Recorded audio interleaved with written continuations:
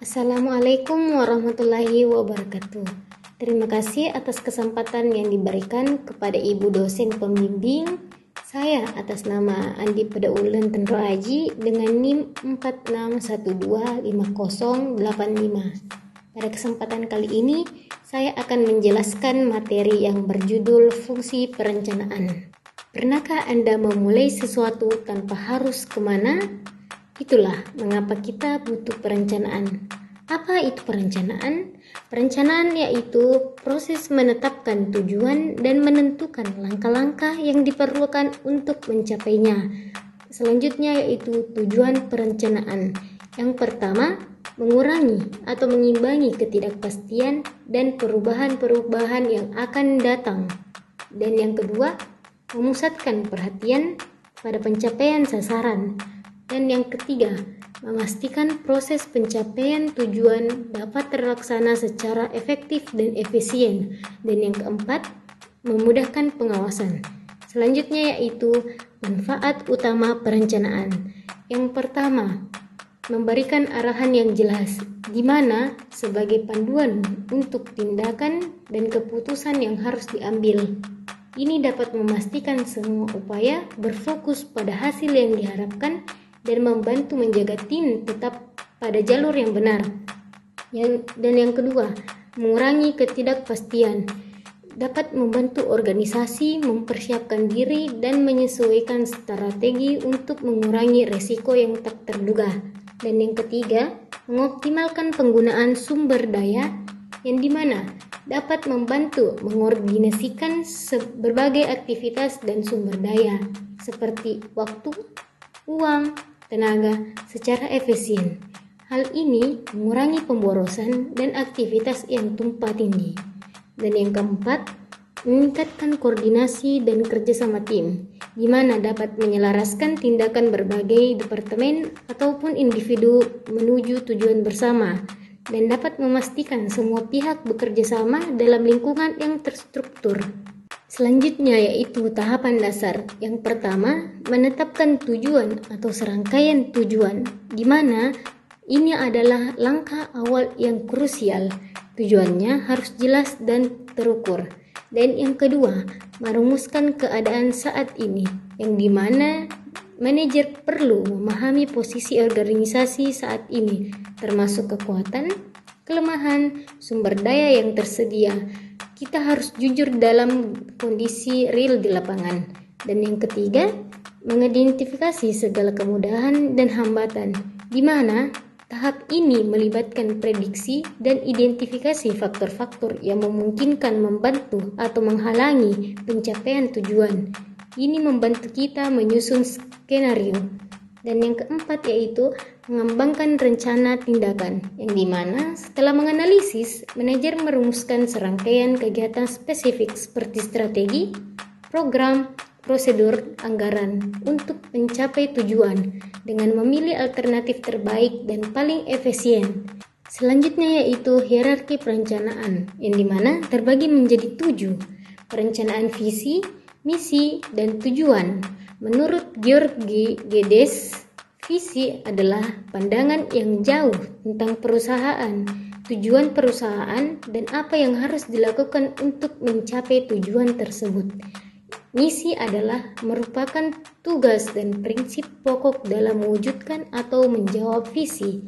Tujuan adalah target yang ingin dicapai oleh perusahaan atau organisasi.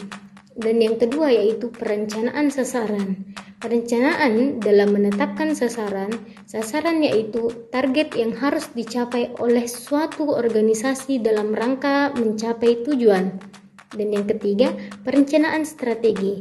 Merencanakan dalam menetapkan strategi. Strategi adalah penentuan terhadap tujuan utama berjangka panjang dan sasaran-sasaran dari suatu organisasi, dan memilih cara-cara bertindak dan alokasi sumber daya manusia yang dibutuhkan untuk mewujudkan tujuan. Dan yang keempat, perencanaan kebijakan, yaitu perencanaan dalam menetapkan kebijakan. Kebijakan adalah pernyataan umum yang dijadikan pedoman berpikir dan bertindak dalam mengambil keputusan. Ciri-ciri pokoknya adalah dalam pelaksanaannya hierarki rencana poin 1 sampai dengan 4 membutuhkan penafsiran dan penilaian. Proses ini pembuatannya sangat bergantung pada peran manajemen puncak. Dan yang kelima adalah perencanaan prosedur, yaitu perencanaan dalam menetapkan prosedur. Prosedur adalah rencana yang berbentuk metode yang biasa dipakai dalam menangani kegiatan yang dilaksanakan. Ciri pokoknya adalah dalam pelaksanaannya biasanya dibutuhkan ketaatan dengan sedikit penafsiran. Dalam kondisi umum, sekali ditetapkan suatu prosedur, maka pemberlakuannya akan cenderung tetap. Dan yang kelima adalah perencanaan prosedur dan perencanaan peraturan.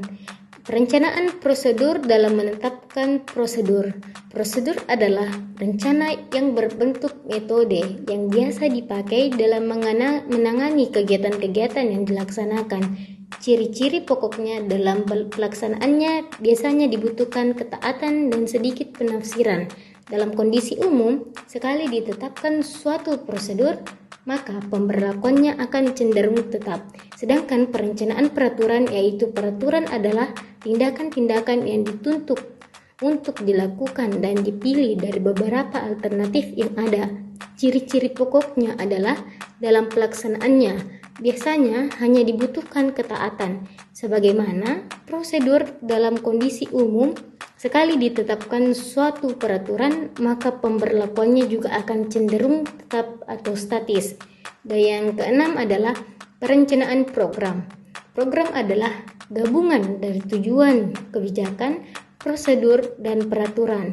Langkah yang diambil adalah sumber daya yang akan digunakan. Unsur-unsur lainnya akan diperlukan untuk melaksanakan arah tindakan tertentu.